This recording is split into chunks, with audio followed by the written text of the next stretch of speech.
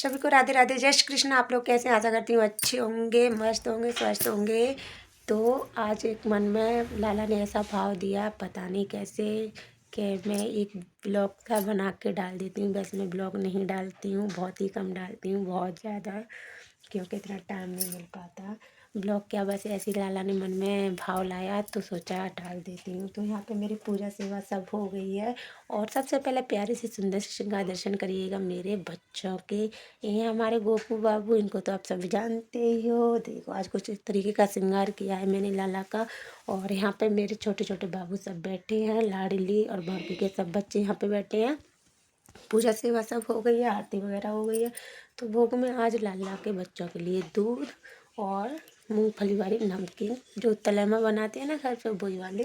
आज अभी यही वाला भोग लगा दिया है। अभी पूजा सेवा से फ्री हुई हूँ। वैसे तो लंच वगैरह सब बन गया, ऑफिस वाले ऑफिस भेज दिए, बच्चे स्कूल भेज दिए, सबसे फ्री होके। तो देखो, अगर हमें जल्दी टाइम से पूजा सेवा करनी है तो हम इतने जल्दी खड़े होंगे, जैसे हम और लोगों का इंतज़ार नहीं करेंगे कि सब खड़े होंगे तभी हम खड़े होंगे, नहीं।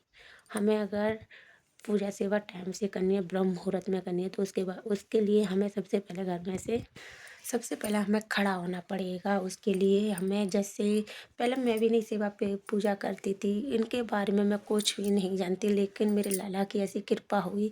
जब से पहले मेरे ज़िंदगी में ये दो वाले बाबू थे घर में, लेकिन मैं पूजा सेवा नहीं करती, कभी भी नहीं करती।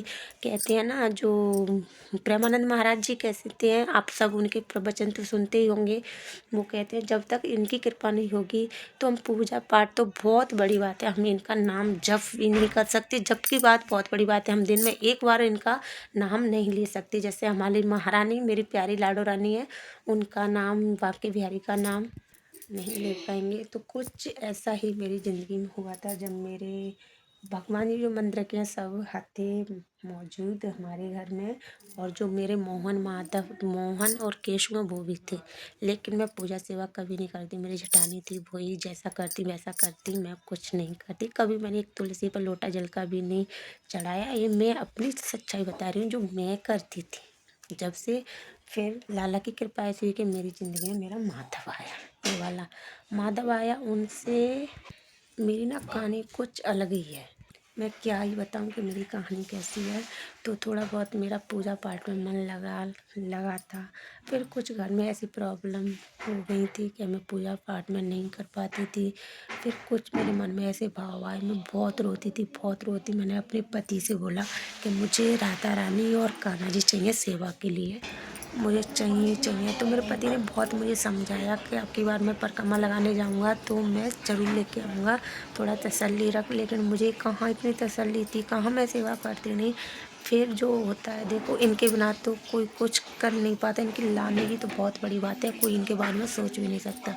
लेकिन जब मेरे ऊपर मकान में एक लेडीज़ रहती थी, मतलब किराए पे, तो उन्होंने, उनसे किसी ने बोला कि जैसे आप मेरे कान्हा जी को ले लो।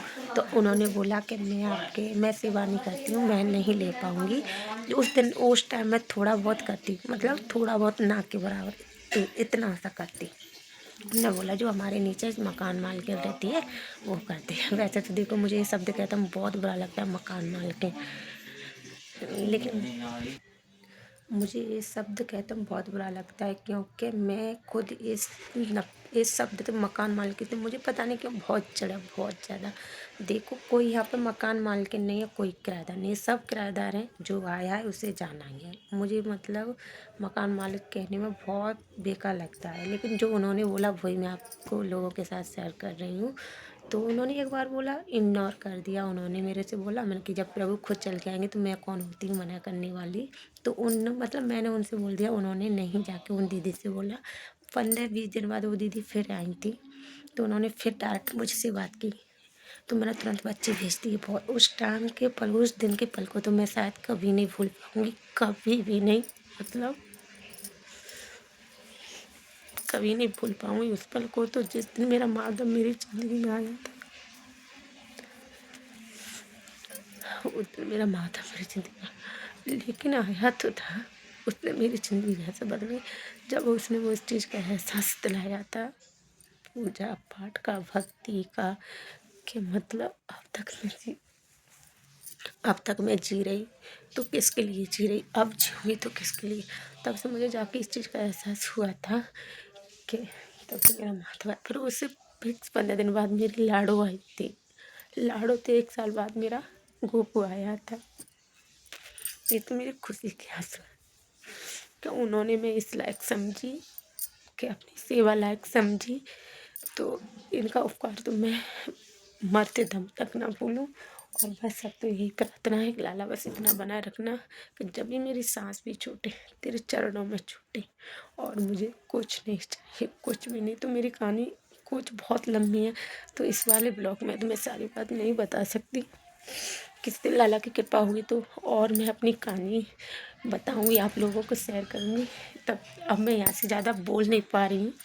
राधे राधे।